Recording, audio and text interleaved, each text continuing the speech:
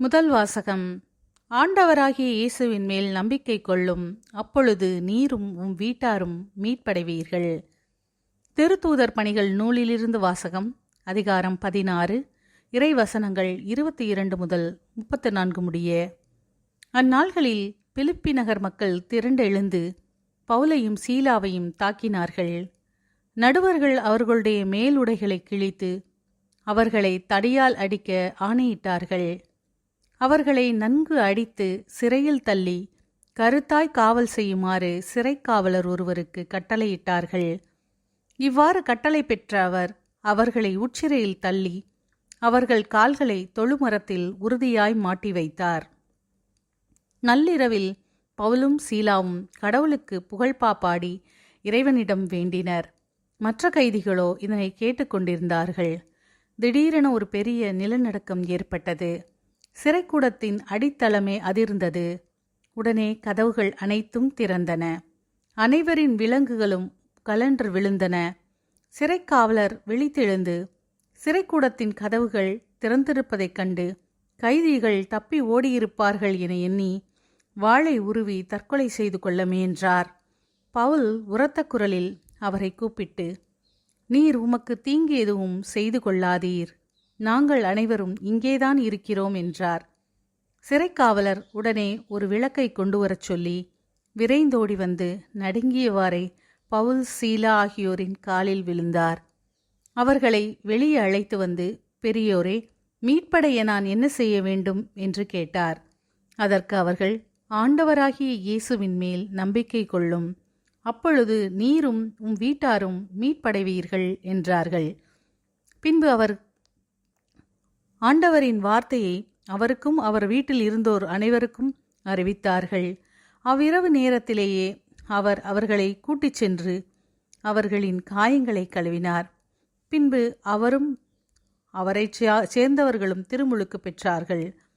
அவர் அவர்களை தம் வீட்டுக்கு அழைத்துச் சென்று உணவு பரிமாறினார். கடவுள் மீது நம்பிக்கை கொண்டதால் தம் வீட்டார் அனைவரோடும் சேர்ந்து அவர் பேருவகை அடைந்தார். ஆண்டவரின் அருள்வாக்கு. இறைவனுக்கு நன்றி. பதிலுரை பாடல். பல்லவி. ஆண்டவரே, உமது வலக்கையால் என்னை காப்பாற்றுகின்றீர். ஆண்டவரே, உமது வலக்கையால் என்னை காப்பாற்றுகின்றீர். ஆண்டவரே, என் முழு மனத்துடன் உமக்கு நன்றி செலுத்துவேன். தெய்வங்கள் முன்னிலையில் உம்மை புகழ்வேன். உம் திருக்கோவிலை நோக்கி திரும்பி உம்மை தாழ்பணிவேன். ஆண்டவரே, உமது வலக்கையால் என்னை காப்பாற்றுகின்றீர். உம் பேரன்பையும் உண்மையும் முன்னிட்டு உமது பெயருக்கு நன்றி செலுத்துவேன். ஏனெனில் அனைத்திற்கும் மேலாக உம் பெயரையும் உம் வாக்கையும் மேன்மையுறச் செய்துள்ளீர். நான் மன்றாடிய நாளில் எனக்கு செவி சாய்த்தீர். என் மனத்திற்கு வலிமை அளித்தீர். ஆண்டவரே, உமது வலக்கையால் என்னை காப்பாற்றுகின்றீர். உமது வலக்கையால் என்னை காப்பாற்றுகின்றீர். நீர் அக்களித்த அனைத்தையும் எனக்கென செய்து முடிப்பீர். ஆண்டவரே, என்றும் உள்ளது உமது பேரன்பு.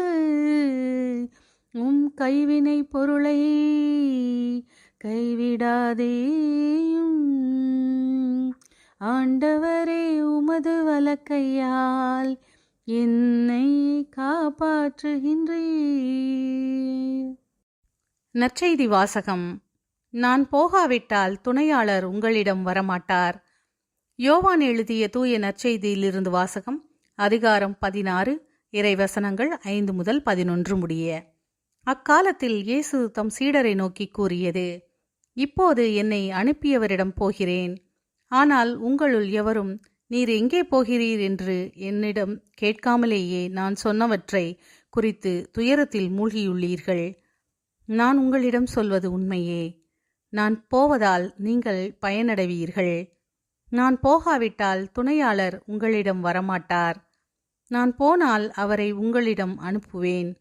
அவர் வந்து பாவம், நீதி, தீர்ப்பு ஆகியவை பற்றி உலகினர் கொண்டுள்ள கருத்துக்கள் தவறானவை என எடுத்து காட்டுவார். பாவம் பற்றிய அவர்கள் கருத்து தவறானது, ஏனெனில் என்னிடம் அவர்கள் நம்பிக்கை கொள்ளவில்லை. நீதி பற்றிய அவர்கள் கருத்து தவறானது, ஏனெனில் நான் தந்தையிடம் செல்கிறேன், நீங்களும் இனி என்னை காண மாட்டீர்கள். தீர்ப்பு பற்றிய அவர்கள் கருத்து தவறானது, ஏனெனில் இவ்வுலகின் தலைவன் தண்டனை பெற்றுவிட்டான். ஆண்டவரின் அருள்வாக்கு. கிறிஸ்துவே உமக்கு புகழ்.